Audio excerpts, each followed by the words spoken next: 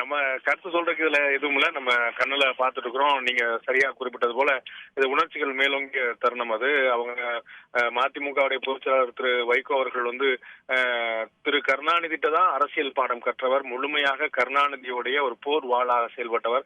அவர் வைகோ பாசறை என்றே திராவிட முன்னேற்ற கழகத்துடைய கட்சியில எப்படி நம்ம அதிமுக இளம் பெண்கள் பாசறை, இளைஞர் பாசறைன்னு இருக்குதோ, அது மாதிரி இளைஞர் அணி இருக்குதோ, இந்த மாதிரி இந்த இதெல்லாம் அடுத்தடுத்த காலகட்டங்கள் இப்பெல்லாம் வர்றதுக்கு ரொம்ப முன்னாடி திராவிட முன்னேற்ற கழகத்துடைய வரலாறு அறிந்தவர்கள் அத்தனை பேருக்கும் தெரியும். அந்த கட்சியுடைய போர் வாள் அப்படின்னு தான் திரு வைகோ அவர்கள் அறியப்பட்டார். அந்த அளவுக்கு திமுகவுடைய ராஜ்யசபா எம்பியாகவும் திமுக தலைவருடைய ஒரு அணுக்கமான ஒரு இணக்கமான ஒரு பாதுகாவலராகவுமே கூட இருந்திருந்தார். ஒரு சம்பவம் அவர் அடிக்கடி குறிப்பிடுவார்.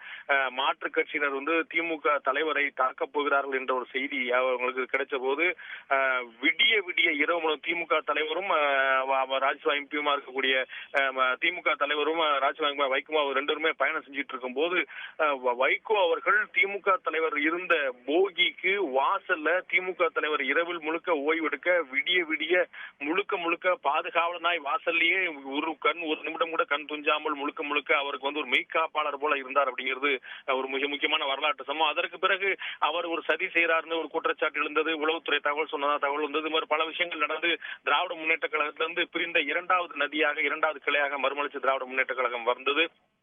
அதன் பிறகு அரசியல் தளத்துல மீண்டும் அதிமுகவும் திமுக கூட்டணி அமைத்தது. மீண்டும் திமுகவுக்கு எதிரான நிலைப்பாடை மதிமுக எடுத்தது. சமீப காலங்கள்ல திமுகவுக்கு முற்றிலும் நேர் எதிரான நிலை, அது சரியா தவறா என்பதை தாண்டி திராவிட முன்னேற்ற கழகம் ஒரு நிலை எடுத்தால் அதற்கு எதிரான நிலை தான் மதிமுகவுடைய நிலை என்பது போல அதிமுகவுக்கு சற்றும் குறையாமல், இன்னும் சொல்ல போனால் சில இடங்கள்ல ஒருபடி மேலேயே போய் கூட மறுமலர்ச்சி திராவிட முன்னேற்ற கழகம் கடுமையான விமர்சனங்களை முன்வைத்தது. திமுக மீதான விமர்சனங்களை மிக ஆழமாக வைத்தவர் வைகோ என்ற குற்றச்சாட்டு எல்லாம் வைக்கப்பட்டது. திமுகவினர் ஒரு கடுமையான போக்கு எதிர்கொண்டாங்க.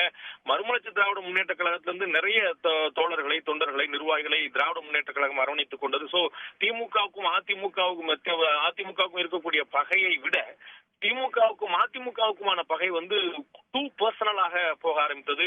இடையில நிறைய நல்ல காலங்கள் அவருக்குள்ள இருந்தது.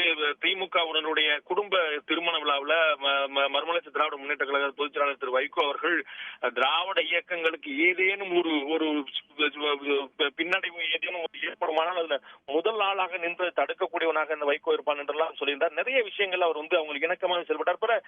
பல்வேறு அரசியல் காரணங்களுக்காக அவர் எதிரான நிலைப்பாடை எடுக்க நேர்ந்தது. அந்த இறுதியில தற்போது இருக்கக்கூடிய நிலைமையில அந்த எதிரான நிலைப்பாடு தான் தொடர்ந்தது. ஒரு உணர்ச்சிகள் மேலும் இவங்க மதிமுக பொதுச்செயலாளர் தமிழக முதலமைச்சருமா இருந்த ஜெயலலிதா மருத்துவமனை காலங்கள்ல கூட திமுக மீதான கடுமையான விமர்சனங்களை வைகோ அவர்கள் வைத்தார். இதெல்லாம் அந்த தொண்டர்களுக்கு ஒரு கொதிப்பான நிலைமையை ஏற்படுத்தியது. இன்று காலையில முற்றிலும் மாறுபட்ட நிலைப்பாடு கொண்ட பல கட்சி தலைவர்கள் பாரதிய ஜனதா கட்சியிலிருந்து மத்திய இணையமைச்சர் திரு பொன் ராதாகிருஷ்ணன் அவர்கள் பார்த்தார். நீங்கள் குறிப்பிட்டது போல அனைத்து இந்திய அண்ணா திராவிட முன்னேற்ற கழகம் சார்பாக மக்களவை துணை சபாநாயகர் மூத்த தலைவர் திரு தம்பிதுரை அவர்கள், அதே போல அதிமுக மூத்த தலைவராக இருக்கக்கூடிய முன்னாள் சபாநாயகராக இருக்கக்கூடிய இந்நாள் அமைச்சர் திரு ஜெயக்குமார் அவர்கள், இவர்களெல்லாம் திமுகவும் அதிமுகவும் இரு துருவங்களாக பார்க்கப்படுகின்றன. அந்த நிலைமையில கூட அதிமுக வந்தவர்கள் அனுமதித்தார்கள், எந்த ஒரு சூழ்நிலையும் ஏற்படல. இப்போ ஒரு விரும்பத்தகாத விஷயங்கள் நடந்திருக்குன்னா நிச்சயமாக நம்ம ஒரு விஷயம் சொல்ல முடியும். திராவிட முன்னேற்ற கழகத்துடைய முன்னோடிகளுக்கு இந்த தகவல் முன்கூட்டியே தெரிந்திருக்குமானால் நிச்சயமாக அவர்கள் ஒரு அரண் போல இருந்து பாதுகாத்து திரு வைகோ அவர்களை உள்ளே அழைத்து சென்றிருப்பார்கள். ஏன்னா இந்த அரசியல் நாகரிகத்தை பேண வேண்டும் என்பதுல இப்ப நிறைய விஷயங்கள் அடுத்தடுத்த கட்டத்துக்கு முன்னேறி வரக்கூடிய நான் பார்க்கிறோம். அனைத்து இந்திய அண்ணா திராவிட முன்னேற்ற கழகத்துடைய பொதுச்செயலாளர் முன்னாள் முதலமைச்சர் ஜெயலலிதா அவர்கள் மருத்துவமனையில் இருந்தபோது இதே திராவிட முன்னேற்ற கழகத்துடைய பொருளாளரும் எதிர்க்கட்சி தலைவருமாக கூடிய திரு ஸ்டாலின் அவர்கள் நேரடியாக திரு துரைமுருகன், திரு பொன்முடி போன்ற மூத்த முன்னாள் அமைச்சர் பெருமக்களோடு சேர்ந்து அங்க பார்த்து ஆறுதல் சொல்லி வந்தார். ஒரு முறைக்கு 2 முறை, அதே போல 2வது முறையாக அவங்க ராஜாஜி ஹால்ல போய் அவர்கள் நினைவஞ்சலி செலுத்திட்டு வந்தாங்க.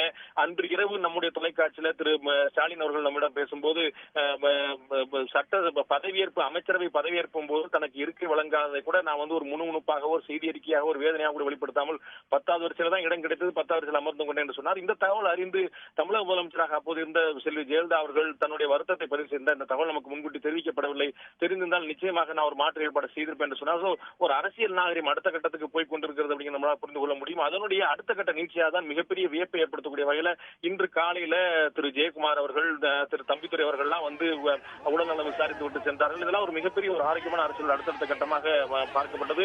அப்படித்தான் இந்த வைகோவுடைய வருகையும் கூட இருந்திருக்க வேண்டும். வேண்டும். துரதிருஷ்டவசமாக சம்பவங்கள் மாறிவிட்டன. நம்முடைய களத்தில் இருக்கக்கூடிய செய்தியாளர் திரு சங்கரன் அவர்கள் குறிப்பிட்டது போல அங்கே இருக்கக்கூடிய தொண்டர்களுக்கு ஒரு பதட்டம் ஏற்பட்டது. ஒரு 45 நிமிடங்களுக்கு முன்னால் அவர் வருவார் என்று தெரிந்தவுடனே வரலாமா, அனுமதிக்க கூடாது என்ற உணர்ச்சி மேலோங்கிய நிலை இருந்து நம்மால் புரிந்து கொள்ள முடிகிறது. திராவிட முன்னேற்ற கழகத்துடைய முன்னோடிகளுக்கு இந்த தகவல் தெரிந்திருக்குமானால் நிச்சயமாக அவர் வெளியே வந்து தடுத்து தங்களுடைய தொண்டர்களை ஆற்றுப்படுத்தி அமைதிப்படுத்தி திரு வைகோ அவர்களை உள்ளே அழைத்து சென்றிருப்பார்கள். நிச்சயமாக இது அவர்கள் இந்த மாதிரி சம்பவங்கள் நடக்க அனுமதித்திருப்பார்கள். தங்களுடைய தொண்டர்களுடைய உணர்வுகளை புரிந்து கொண்டு மாற்றுக் கட்சியினர் மாற்று பார்வை கொண்டவர்கள் பேரறிஞர் அண்ணா முதலமைச்சராக இருந்தபோது அவருடைய வசனம் மிகப்பெரிய பிரபலமானது. மாற்றான் தோட்டத்து மல்லிகைக்கு மனம் உண்டு என்பதை நாம் மறந்துவிடலாகாது என்று சொல்கிறார். சோ அவர் எதிர் முகாமில் இருந்தாலும் நம்முடைய முழுமையான அரசியல் எதிர்ப்பு நிலையில் இருந்தாலும் கூட இந்த சந்தர்ப்பங்கள்ல தங்களுடைய கட்சியுடைய தலைவருடைய உடல் நலத்தை விசாரிப்பதற்காக ஒரு விருந்தினர் போல வந்திருக்கக்கூடியவரை இப்படி அனுப்பக்கூடாது அப்படின்னு அவங்க நிச்சயமா தடுத்திருப்பாங்க. திரு ஸ்டாலின் அவர்கள் இதை முன்னெடுத்து சென்று தொடர்ந்து இது போல ஒரு அரசியல் நாகரிகத்தை பேண வேண்டும் அப்படிங்கிற முயற்சியோடு இருக்கிறார், முழு முனைப்போடு இருக்கிறார். அந்த கட்சியுடைய முன்னோடிகள் கூட அதைத்தான் செஞ்சிருப்பாங்க. பட் ஒரு கம்யூனிகேஷன் கேப் இந்த இடையில இவர் வருகைக்கும் அவர்களுக்கு தகவல் தெரிந்து அவர் உள்ளே அனுமதிக்கப்படுவதற்குமான அந்த கால இடைவெளியில இது போன்ற சம்பவம் ஒரு கீழே இருக்கக்கூடிய சாதாரண தொண்டர்கள் தங்களுடைய தலைவருக்காக உயிரை கொடுக்கக்கூடிய தயாரா இருக்கக்கூடிய தொண்டர்கள் இது போல நிலைமையில அவங்க உணர்ச்சிப்பட்டதை நம்ம புரிந்து கொள்ள முடிகிறது. அதே போலதான் மறுமலர்ச்சி திராவிட முன்னேற்ற கழகத்துக்கும் தொண்டர்கள் இருந்தாங்க. சோ தங்களுடைய தலைவரை பாதுகாக்க வேண்டும் என்று மதிமுக தொண்டர்கள் முனைப்பு காட்ட தங்களுடைய தலைவரை அவமரியாதை செய்தார், அதனால் அவர் வருகை ஏற்க முடியாது என்று திராவிட முன்னேற்ற கழக தொண்டர்கள் உணர்த்துவது கூட இரண்டு தொண்டர்களுமே தங்களுடைய தலைமைக்கு விசுவாசமா இருக்கக்கூடிய அந்த விசுவாசத்தை கூடுதலாக காட்டக்கூடிய முயற்சியில இது போன்ற சம்பவங்கள் நடந்திருக்கிறார். நிச்சயமா இது ஒரு வருத்தத்துக்குரிய சம்பவம் தான் அரசியல் பார்வையாளர் மத்தியில் பார்ப்பாங்க. பட் திராவிட முன்னேற்ற கழகத்துடைய தொண்டர்களுக்கு முன்னணி தலைவர்களுக்கு இந்த தகவல் முன்கூட்டியே தெரிந்து அவர்கள் வெளியிலிருந்து ஒரு பாதுகாப்பு நடவடிக்கை எடுத்துக்க முடியும். அவர்கள் எப்படி தெரியல, ஏன் தெரியல, அவரால் ஏன் வர முடியல அப்படிங்கறதெல்லாம் நமக்கு இன்னும் தெரியல. அவர்கள் வெளியில சொல்லக்கூடிய வாய்ப்புகள் இருக்கின்றன. நிச்சயமாக இது அரசியல் பார்வையாளர்கள் மத்தியில இது இப்படி நடந்து விட்டதே என்ற எண்ணம் தான் ஏற்படும். நாம இன்றைய ஆயுதத்து நீட்சியில கூட நம்ம இந்த விவாதம் வச்சிருக்கிறோம். அதிமுகவினர்கள் திராவிட முன்னேற்ற கழக முகாமுக்கு வர, திராவிட முன்னேற்ற கழகத்தினர் அதிமுக முகாமுக்கு வர, இருவரும் பரஸ்பரம் இந்த அரசியல் நாகரிகத்தை மேலோங்கி கொண்டிருக்கக்கூடிய நிலையில மறுமலர்ச்சி திராவிட முன்னேற்ற கழகத்துடைய பொதுச் செயலாளர் திரு வைகோ அவர்களுக்கும் வந்திருக்கணும். பட் அது அப்படி வராமல் இப்படி ஒரு திசை திரும்பியது ஒரு மிகப்பெரிய வேதனைக்குரிய விஷயமா தான் பார்க்கப்படும். இது திமுக முன்னணி தலைவர்களுக்கு இது முன்கூட்டியே தெரிந்திருக்குமானால் அவர்கள் இன்னமும் ரொம்ப சரியான திசையில அதை கையாண்டிருப்பார்கள் தான் எதிர்பார்க்க முடியும். ஹரி, இது நிச்சயமா இரண்டு தரப்புக்கும் நீங்க சொல்வது போல ஒரு எம்பராஸ்மெண்ட், ஒரு தர்ம சங்கடம் அப்படின்னு தான் சொல்லி ஆக முடியும். இப்ப அடுத்த கட்டமா இது ரெண்டு தரப்புலயும் எப்படி அணுகப்படுறதுக்கான வாய்ப்பு இருக்குன்னு நீங்க கருதுறீங்க? நம்முடைய செய்தியாளர் சொன்னாரு, திரு மு.க. தமிழரசு, திரு கருணாநிதி அவர்களுடைய மகனான திரு மு.க. தமிழரசு வெளியில நிலைமையை பற்றி கேட்டறிந்தார் அப்படின்னு ஒரு தகவல் இருக்கிறது. திரு வைகோ அவர்கள் கிட்ட திமுக தலைவருடைய குடும்பத்தை சேர்ந்தவங்களோ இல்ல கட்சி நிர்வாகிகளோ ரீச் அவுட் பண்ணி விளக்குவதற்கான வாய்ப்புகள் இருக்கிறதா? இந்த ஒரு எம்பராஸ்மெண்ட், இந்த ஒரு தர்ம சங்கடம் எப்படி அணுகப்படுறதுக்கான வாய்ப்பு இருக்கு நீங்க கருதுறீங்க? நம்மளால உறுதியா கணிக்க முடியல. ஏன்னா என்ன செய்வாங்கிறது அரசியல் களமாக இருந்தால் நம்ம யார் ஜெயிப்பாங்க, யார் தோப்பாங்க, மக்கள் மத்தியில யாருக்கு ஆதரவு இருக்குது, என்ன மாதிரி ஆதரவு இருக்குது அப்படிங்கிறது நம்மளால மக்களுடைய மனநிலையை புரிஞ்சு நம்ம சொல்ல முடியும். இது அரசியலும் கலந்தே இருக்குது, தொண்டர்களுடைய உணர்வும் கூட கலந்து இருக்கு. தங்களுடைய தொண்டர்கள் ஒரு காரியம் செய்ய அந்த தொண்டர்களே கைவிடுவது போல இன்னொரு காரியம் செய்த மாதிரி ஆகிடாதா அப்படின்னு அவங்க நினைக்கக்கூடிய வாய்ப்பு உண்டு. அது எப்படி அணுகுறாங்கன்னு தெரியல. நம்ம ஏற்கனவே குறிப்பிட்டதுல பல தரப்புகள்ல சமீப காலங்களாக அரசியல்ல ஒரு இன்னும் சொல்லப்போனா ஒரு 2-3 வருஷங்களுக்குள்ள நம்ம ஒரு நல்ல மாற்றங்கள் நம்ம வந்துகிட்டு இருக்குது நம்ம பார்க்கிறோம். ஒரு வட மாநிலங்கள்ல இருக்குது, தமிழ்நாட்டில் சாத்தியமாகாதான் எல்லா அரசியல் கட்சி தலைவரும் அரசியல் பார்வையாளர்களும் அரசியல் நோக்கர்களும் எல்லாருமே தமிழ்நாட்டில் இந்த நாகரிகமான அரசியல் வராதா என்று இயங்கிக் கொண்டிருக்கும் போது 2-3 ஆண்டுகளாக நடக்கக்கூடிய சில சம்பவங்கள் அந்த நாகரிகத்துக்கான வாய்ப்பு இருக்கிறது, அந்த கதவு திறக்கப்பட்டிருக்கிறது என்ற ஒரு எண்ணத்தை தான் ஏற்படுத்துச்சு. சோ அப்படித்தான் அடுத்த இடமா நகர்ந்துட்டு இருந்தது. நம்ம அதற்கு முன்னாடி அப்போலோ மருத்துவமனையில் நடந்ததும், காவிரி மருத்துவமனையில் நடந்ததும், திரு ஸ்டாலின் அவர்கள் அங்கே வந்ததும், திரு தம்பிதுரை உள்ளிட்டவர்கள் இங்கே வந்ததும் எல்லாமே மிக ஒரு ஆரோக்கியமான அரசியலாக வரவேற்புக்குரிய விஷயமா பார்க்கப்பட்டது. அதுக்கு இடையில இன்னைக்கு இந்த வருத்தத்துக்குரிய ஒரு சம்பவம் நடந்திருக்கிறது. திரு வைகோ அவர்கள் இடையில ஒரு முறை கடந்த சட்டமன்ற தேர்தலுக்கு முன்பாக திரு திமுக தலைவர் திரு கருணாநிதி அவர்களை பற்றி சொன்ன விமர்சனம் ஒரு தனிநபர் தாக்குதல் போல ஒரு எழுந்து விட்டது. அந்த விமர்சனம் யாருமே ரசிக்காத ஒரு விமர்சனமா மாறிவிட்டது, வேறு பொருள் முழுமையாக ஆகிவிட்டது என்று சொன்னோன்னே அவரே திமுக யாருமே அந்த கோரிக்கையை வைக்காத போது அவரே மிகப்பெரிய அளவுல வருத்தம் தெரிவித்து மன்னிப்பு கேட்டார், பகிரங்கமாக மன்னிப்பு கேட்டார். என்னுடைய பொது வாழ்வில் ஏற்பட்ட ஏற்பட்ட மிகப்பெரிய கரையாக களங்கமாக இதை நான் கருதுகிறேன். இப்படி ஒரு காரியத்தை நான் செய்திருக்கவே கூடாது என்று சொன்னார்.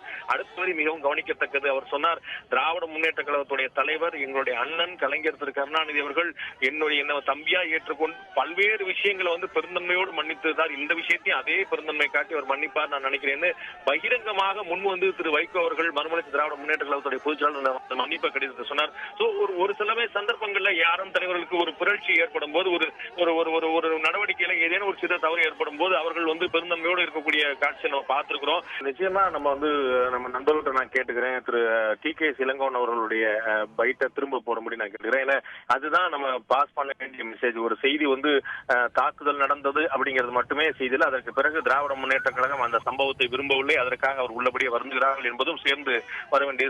திரு டி.கே. இளங்கோவன் அவர்கள் சொன்னது செய்தியாளர்களை சந்தித்து தங்களுடைய வருத்தத்தை பதிவு செய்து திரும்ப ஒரு முறை நம்ம வாய்ப்பு கிடைச்சா பயன்படுத்த நான் கேட்டுக்கிறேன். இதுல நம்ம ஏற்கனவே நீங்க கேட்ட கேள்விக்கான பதில் அங்க இருக்குது. அதாவது திமுக இருந்து யாரேனும் திரு வைகோ அவர்களை தொடர்பு கொள்வதற்கான வாய்ப்பு இருக்குதா, தொலைபேசி வாயிலான்னு கேட்டதுக்கான பதில் அவர்கள் சொல்லிட்டாங்க.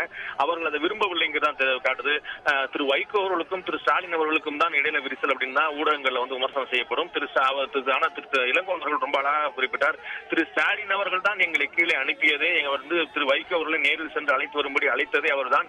இப்பயும் கூட அவர்கிட்ட சொல்லிட்டு தான் நாங்க அந்த செய்தியாளர் சந்திக்கிறோம். நாங்க அவர் தான் உள்ளபடி இந்த வருத்தத்தை பதிவு செய்தார். ஏன்னா திராவிட முன்னேற்ற கழகத்துடைய தலைவர், முன்னாள் முதலமைச்சர், முதுபெரும் தலைவர், அவருடைய உடல்நலம் பற்றி விசாரிப்பதற்காக நாடு முழுக்க இருக்கக்கூடிய அரசியல் தலைவர்கள், அரசியல் பெருமக்கள்லாம் வர வேண்டாம், அவருடைய மருத்துவமனையில தொற்று இருக்கிறதுனால அவருக்கு வர வேண்டாம், அவர் தொந்தரவா இருக்கும்னு தொண்டர்கள்ட்ட வேண்டுகோள் விடுத்து திமுகவுடைய தலைமை நிலையம் அதிகாரப்பூர்வ அறிவிப்பு வெளியிட்ட பிறகும் கூட நிறைய நண்பர்கள், முக்கிய பிரமுகர்கள், மூத்த தலைவர்கள் தொடர்ந்து விசாரிப்பதை நம்ம பார்க்கிறோம்.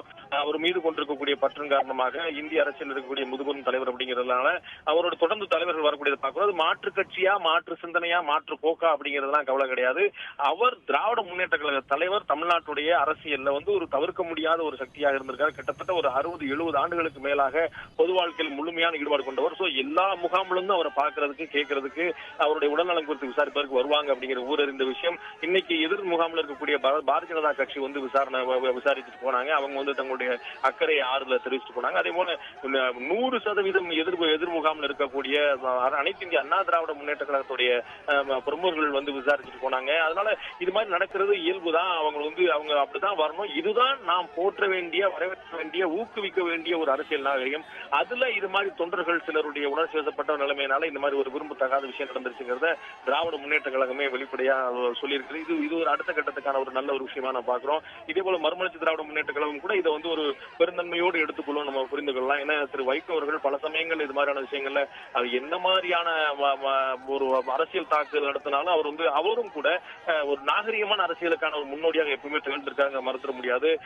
திரு நரேந்திர மோடி, இந்த நாட்டுடைய பிரதமர் நரேந்திர மோடி அவர்களை ரத்த கரைபடிந்த கரங்களுக்கு சொந்தக்காரர் என்கிற அளவுக்கு விமர்சனம் செய்தாலும் கூட இப்ப போய் நேரடியாக போய் பார்த்து வந்தார். அந்த மாதிரி அரசியல் விமர்சனங்கள் வேறையா இருக்கும், நம்ம தனிநபர் உறவுகள் வேறையா இருக்கும் அப்படிங்கிறதுல எப்பயுமே தெளிவா இருந்திருக்காங்க. தமிழ்நாட்டில் பல அரசியல் வாய்ப்புகள் அந்த மாதிரி தான் இருந்திருக்கு. சில சமயங்கள்ல விரும்பத்தகாத விஷயங்கள், அதடா இப்படி நடந்திருக்கு அப்படின்னு வேதனைப்படும் விஷயங்கள் நடந்தாலும் கூட பெரும்பாலான சமயங்கள் அந்த முயற்சி நம்ம ஏற்கனவே குறிப்பிட்ட 2-3 ஆண்டுகளாக அந்த முயற்சி அதே நோக்கி போயிட்டு இருக்கிறத பார்க்கிறோம். அதுதான் நாம் எல்லாருமே ஒரு ஊடகவியலாளர் இருந்து கூட ஊக்கப்படுத்த வேண்டிய விஷயம்.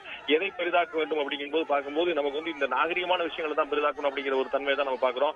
அப்படி நடந்துட்டு இருக்கும்போது ஒரு கரைப்பட்டது போல, ஒரு கண்பட்டது போல இந்த மாதிரி ஒரு சம்பவம் நடந்துருச்சு. இந்த சம்பவம் நிச்சயமாக திமுக விரும்பலை அப்படிங்கிறது அவர்களே சொன்னார்கள். பெருந்தன்மையாக மறுமலர்ச்சி திராவிட முன்னேற்றங்களும் கூட எடுத்து கொஞ்சம் எதிர்பார்க்கலாம். நம்ம மதிமுக இருக்கக்கூடிய 90% பேர் திமுக இருந்தவங்க, அவங்க எல்லாமே தாய் கழகமா திமுக தான் வச்சிருந்தாங்க, அங்கிருந்தான் வந்தாங்க. சோ அவர்களுடைய உணர்வுகள் 2 பேருடைய உணர்வுகளும் புரிந்து கொள்ளக்கூடியது. இந்த உணர்ச்சி மையம் அப்படியே மட்டுப்படும். 2 தரப்புடைய விளக்கத்துக்கும் ஏற்புக்கும் பிறகு இதுல அடுத்த கட்டமாக நகர்வுகள் இருக்காது. இது ஒரு அமைதியான விஷயமா இருக்கும்.